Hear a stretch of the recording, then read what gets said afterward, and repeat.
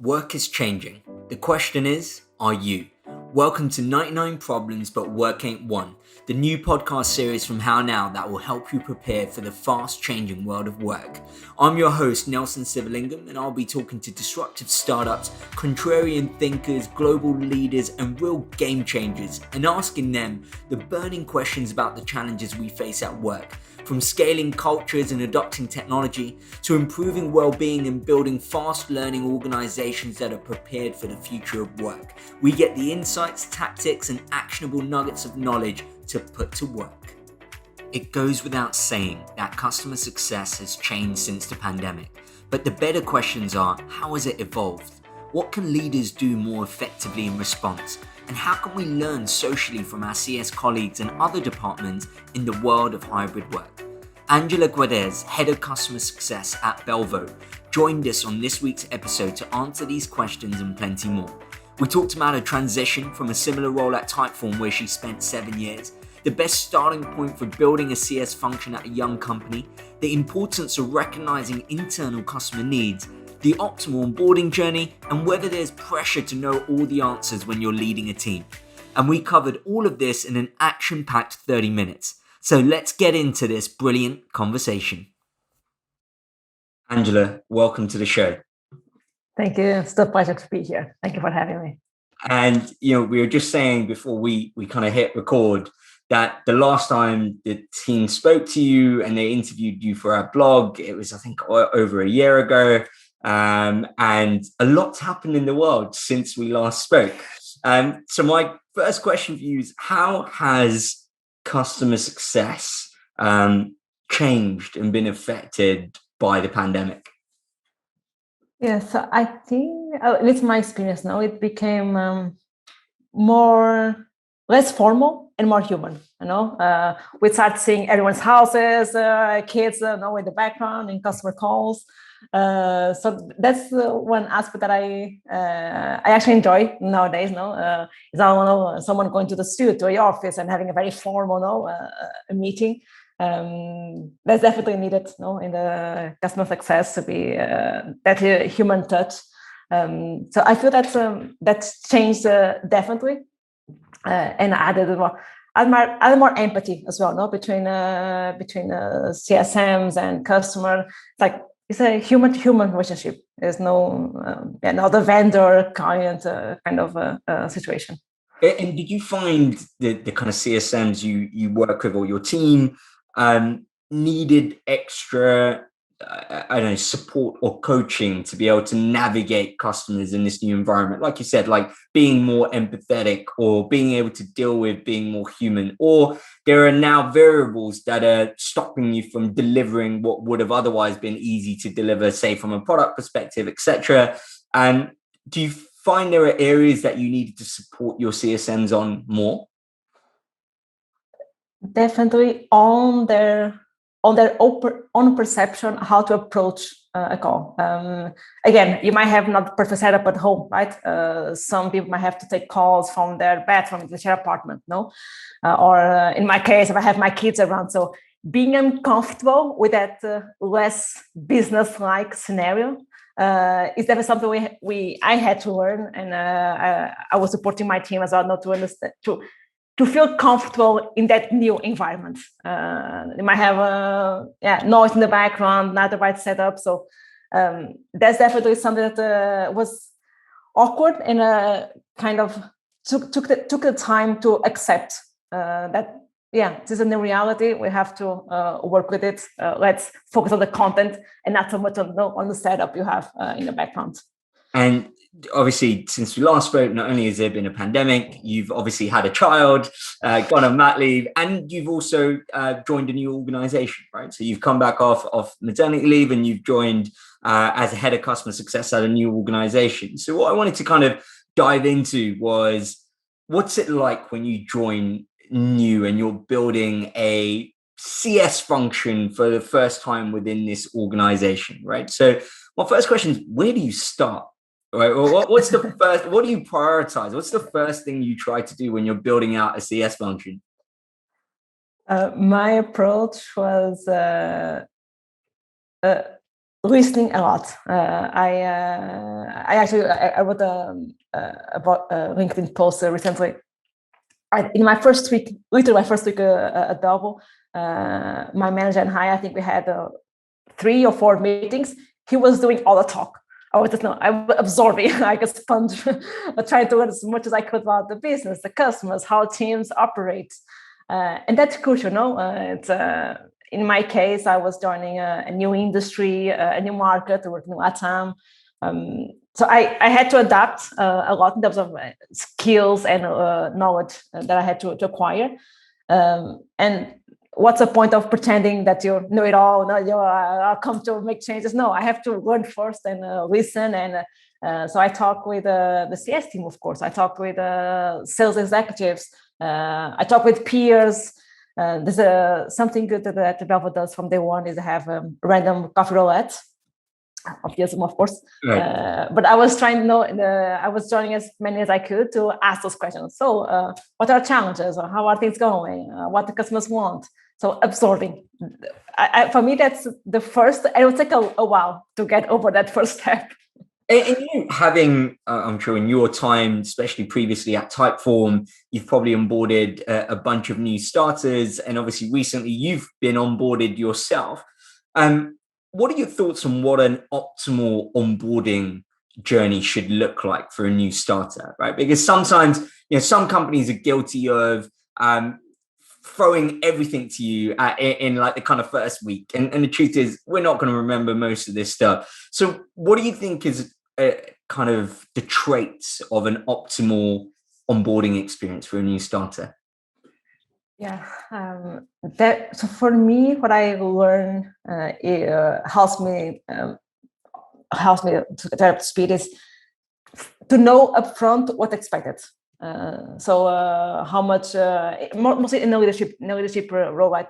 You have to balance building a team, learning the product, learning the ins and outs of processes and how teams operate. So I was there's something I asked early on to Pablo, my manager.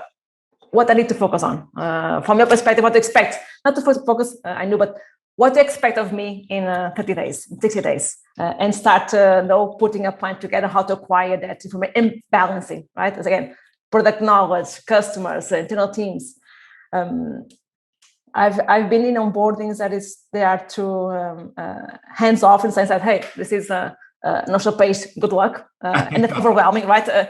You can get lost very quickly, and okay, there are million pages, million documents. What do I prioritize?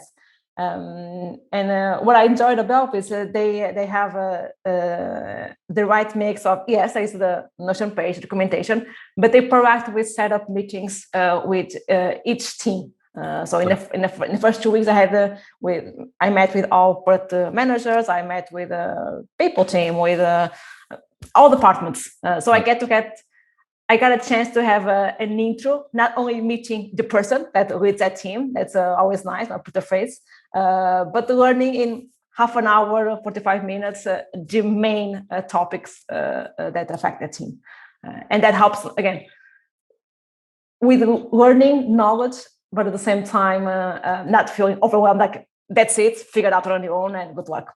and for a customer success leader, right, what do you think is the priority for you to know in the kind of first few months? Is it you need to know everything about the product? Is it knowing what the health of the customers are? What do you think is important for you to know, and what can you afford to learn as you go? Good question. What problem do we solve? And that tackles already 2 points, no? Our product, so knowing the basic of our product, not of every single feature, how it works in perfection, no, but what problems do we solve, our solution solve for our customers, and why do customers choose us against competition, right? So how well are we solving our position, our position? So that for me was very important from day one, to understand okay, what verticals of customers we serve? Do they normally have one use case with us? Have 2, 3, or 4? So again, understanding that very well, it's key for me. And with time, Belvo we are an API, is a very technical product. It will take some time to fully understand the ins and outs. It's also a fine balance as a leader. No, you're not going to be every single day answering support tickets. We have an amazing technical support team for that. So the team is very, very well organized and supported. But understanding enough from a business perspective, what is the value we deliver and what it means winning for our customers. That said, I'm just 2 months in the job, so I'm still learning that, and that's fully understood for every single customer. But that's my primary focus for sure. And you mentioned there is a team already there, and you're joining what is an existing established team. What do you see as your role as a leader or a manager for the CS team? What are you responsible for when it comes to the other CS managers in that team? Just trying to think about, some people look at a manager's role. Sometimes they're also carrying accountability for their contribution, right? In other cases, a manager's output is the team's output, and that's what you're measuring. What do you see yourself accountable for? I will say it can vary a lot from the needs of the company you join. So my experience at Typeform was very different. My experience is now at Belvo. So at Belvo, we operate in LATAM, and we have three main markets: Colombia, Mexico, and Brazil. But when I joined, we had no one in the CS team that was a native Portuguese. I am. So from day one, I understood, sooner than later, I'm going to have to be CSM for the Brazilian market, right? That's probably one of the pros in the list to hire me. So that was indeed, I understood early on the team needed. We're hiring now, but until we're up to speed, let's be a focus. And at the same time, yes, the team already existed, but it's still pretty new. The oldest person in the team joined October, November last year, so it's still a relatively new team. And they are new in the function itself.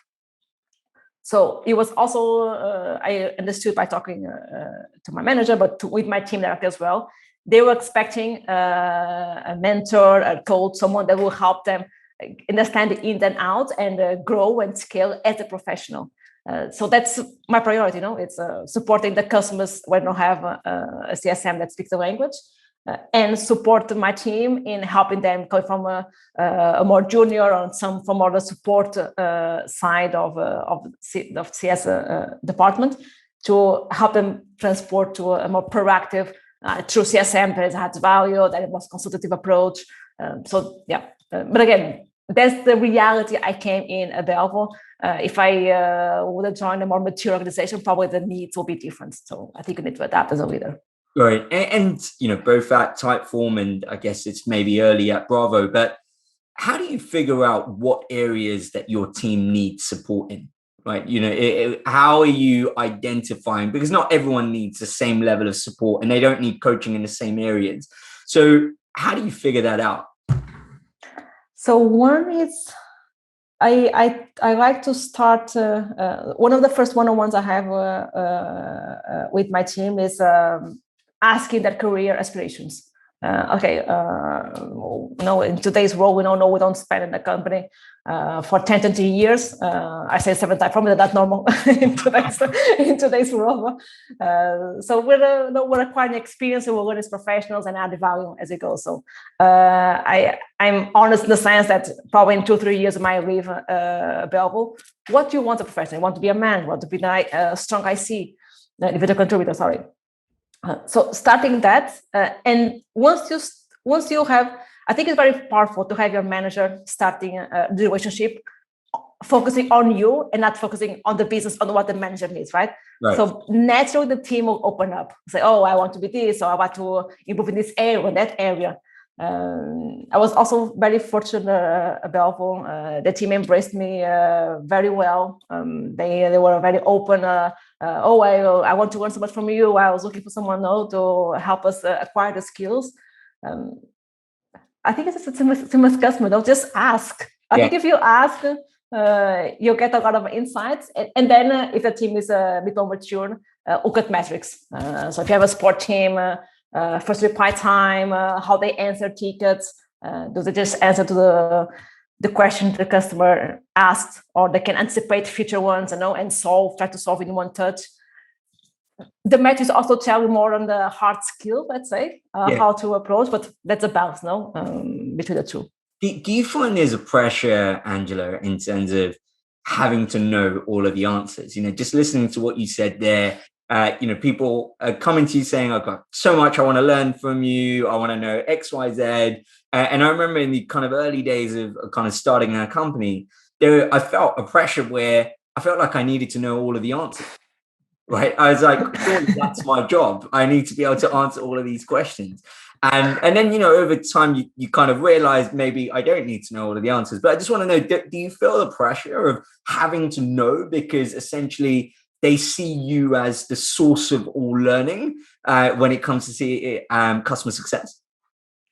Definitely. I think unless you're very narcissist, it's better to feel imposter syndrome, to feel I have to have the right answer all the time. It definitely, I probably felt that at Typeform in my at the end of my time, as I was hired in my last year, I hired a couple of people because I was there for 7 years. I should be a product expert, know our customers in and out. So there was that pressure, and I think it was Steve Jobs, the cliche, but it actually helped with my own mindset. If you hire the best people, you shouldn't tell them what to do, right? So that kind of I leverage on that to tell them, hey, we're hiring as an experienced professional. Yes, I might know the company and the product better, but the CS profession, you've been for such a long time. Yes, I'm sure you bring something new. That's why we're hiring you. Yeah. That's that shift when you're the oldest of the company. At Belvo was super easy. Hey, I'm the new one. I'm the new guy.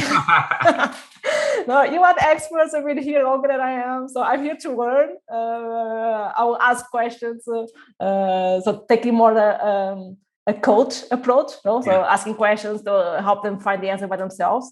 But that's a huge leverage to come as the new person. You can leverage that for a couple of months.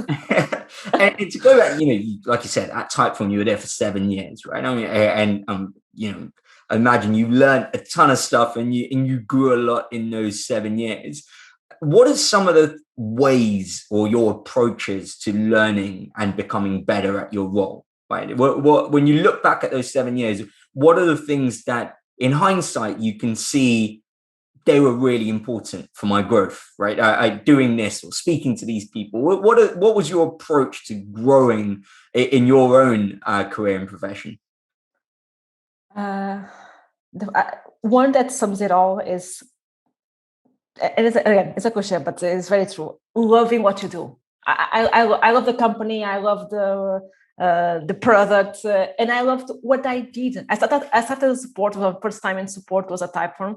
I'm Portuguese. When I came to Spain, I didn't speak the language. I was a PR specialist before. So, hey, I'm starting in support in English. This I can do. And instantly, almost, I loved. I didn't mind spending 8 hours in Zendesk as tickets, trying to troubleshoot issues, finding workarounds.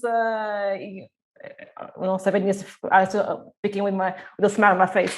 So I think if you love what you do, you're naturally be curious on reading, listen to podcasts, talking with people. I also had an amazing manager in my first year at Typeform, David Apple.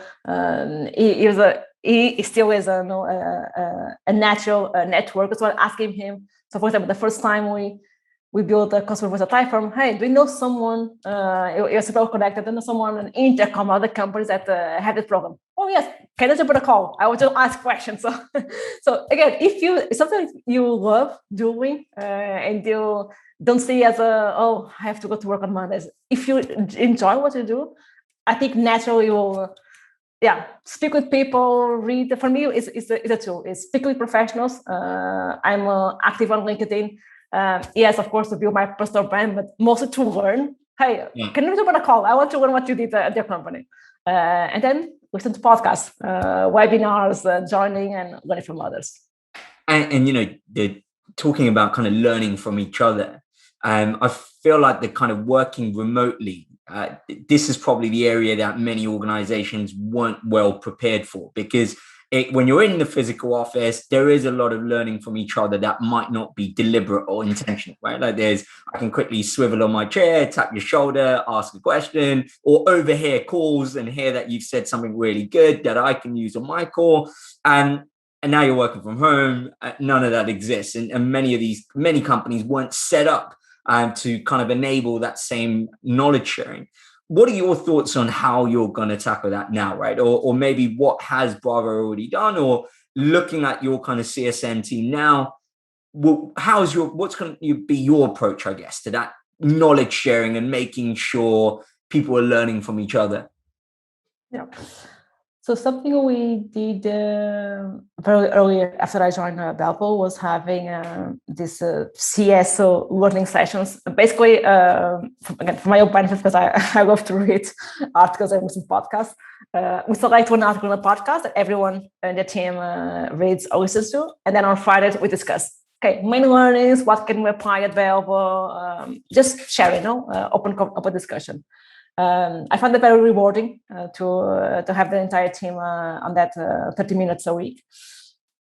And then documentation is very important. So every meeting we have with customers, we take thorough meeting notes that are out CRM, that in their own time I posted to Slack, so everyone in the company can read those meetings notes, sharing, over communicating. If you think over communicating enough, probably or not, and I'm definitely guilty of it. I sometimes have an idea and jump to, hey, let's try this, not explain the context. So again, having the time to make sure that everyone is on the same page, not only on the decision that needs to be made, but why we're making the decision. So aligning communication, we have weekly meetings. I have one-on-ones every week with my team. It's also, regardless if you work in CS or not, to be a leader or to be a manager or whatever you want to call it, you need to know your people. You need to know your peers, your team, and not just know as a number, know how many calls you have on a weekly basis, but know what they like, what they enjoy, how they best operate. And yes, you cannot be all in the same office and have random coffee chats by the water cooler, but at least having this 1-2 times a week, or we meet via Zoom in STB, but saving time, not just, okay, this is meeting, let's get back to business. No, how was the weekend?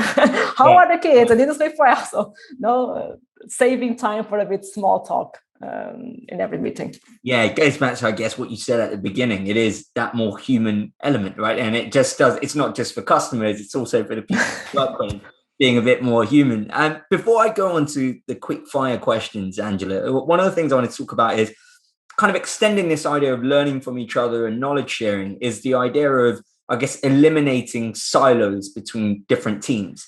And one of the things I really like that I've read about, something that you've written a lot about, is the voice of your customer programs, right? Which essentially enables cross-functional work between CS and product teams. Can you tell me a bit more about how that works and kind of what you've learned by implementing a program like that? Yeah, definitely is. Starting with a mistake, is always what people want to learn from. I did something very that didn't start in the right way at Typeform. I was focused so much on the customer, on their needs, on their requests, or I'm going to advocate for them, I'm going to be the champion internally.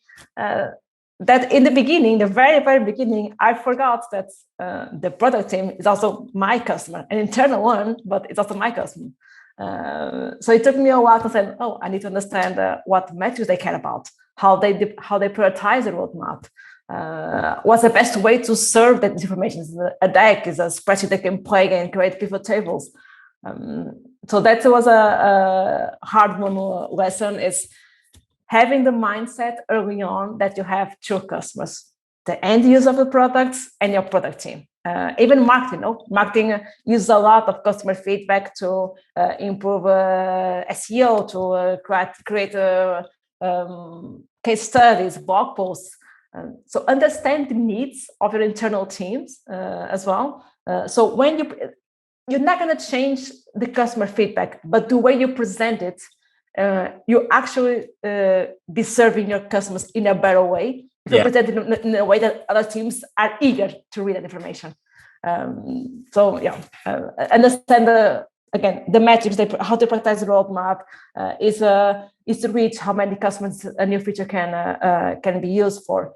Is churn risk implemented? Is the ARR of each account? So understand how the product teams, the metrics they use to prioritize, and then look at the customer feedback and present it in a way that speaks to what they're eager to learn from. I love that.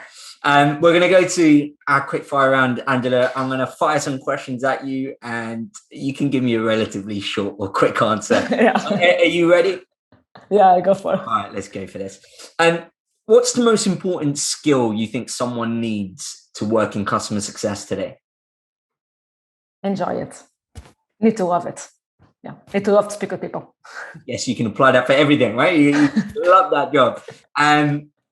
What's the best way to structure a one-to-one meeting between a manager and someone in your team? Sharing questions or talking points beforehand, so everyone can be prepared. Is there one book you'd recommend to someone who's working or about to start working in customer success?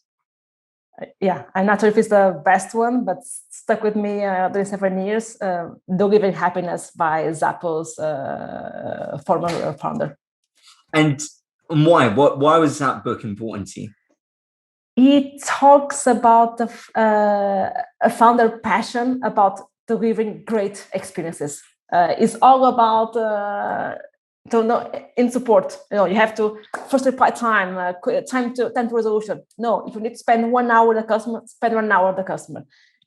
His passion writing the book and his passion about customer service. Again, I read it probably in my first month or first 2 months at Typeform, and it completely defined my mindset working in a time with a support role. What's the one thing people can do today to improve their company culture? Being open to talk with people outside your immediate team. I learned that sometimes company culture can go in the wrong way if you make assumptions about people you never actually spoke to. So talk with people internally as well. What do you know now that you wish you knew at the start of your career? Find the right balance between saying yes to everything and preserving time to go deep on certain things. So I own my growth at Typeform by yes, I'll do it. No, I'll take it. No, saying yes to everything, but at some point I realized that was actually preventing me to specialize in particular areas in CS. So I started pushing back. Okay, let me first finish this, or another right time to take on that project. Just an extension of that. I mean, I'm going off schedule now, Angela, but in terms of, you obviously started as a contributor, right? You were a solo contributor, and then you moved into a leadership management role. What surprised you the first time you became a manager or a leader, from a contributor and now you're responsible? Did anything surprise you? I probably surprised me / annoyed me is how your work is not visible. Like it's very hard to show your output, right? When you're an individual contributor, you have a deck, a presentation, numbers to present. When you're a team lead, it's like I had one-on-ones last week, or I held a team meeting. It's hard to put concrete. I know it's no, but that was a big shock for me at the beginning. You know what? I completely see that.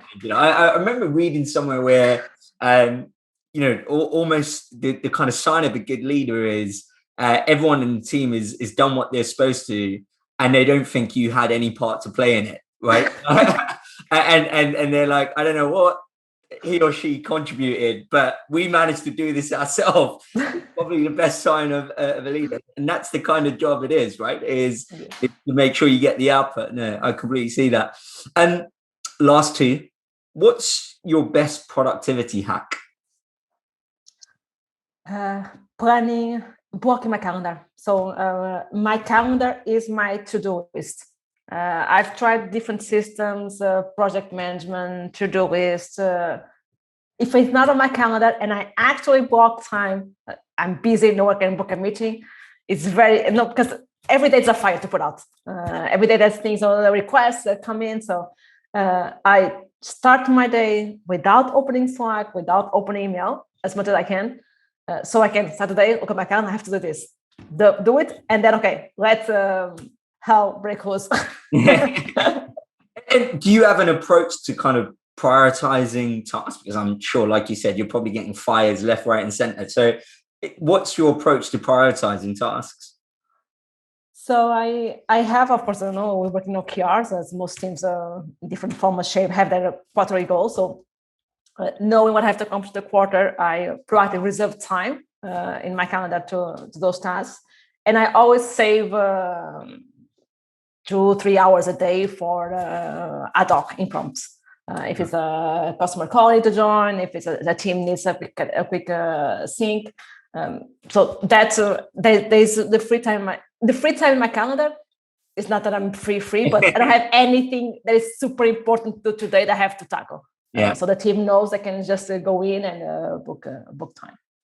The last question for you, Angela. What's the best advice you've been given? That's hard. Getting out of my shell, in the sense that by default, I'm an introvert. So I'm the kind of person that pre-COVID, I would go to a conference and sit in the corner, not making eye count. No, I'm just here to learn what the person is speaking. Don't talk to me. I don't know how to make small talk. And even before COVID, because I understood how much I could grow, how much I could speed up my own my skills, my knowledge by meeting other professionals that were doing the same thing, going through the same challenges. I started returning on LinkedIn. Hey, I'm building this program. I saw you do something similar. Would you mind going to call? And maybe it's being behind the computer. Maybe no, I don't have to talk with you again. Make a small talk after this. It helped me a lot. So yeah. I love that, and it's a great note to finish the show. And Angela, it's been an absolute pleasure. Thanks once again for coming on the show. Thank you, it was amazing. That's it for this week's episode. Whether it's those learning groups where you're sharing and discussing learning resources together, or having those open conversations that really reveal someone's motivations and aspirations, hopefully you found plenty of value in this conversation with Angela. If you'd like to connect with either of us, you can find all of the relevant links in the episode description. And if you enjoyed this episode, please do think about subscribing, sharing, leaving us a review, or telling a friend. It goes a long way in helping the show grow. Thanks, and see you next time.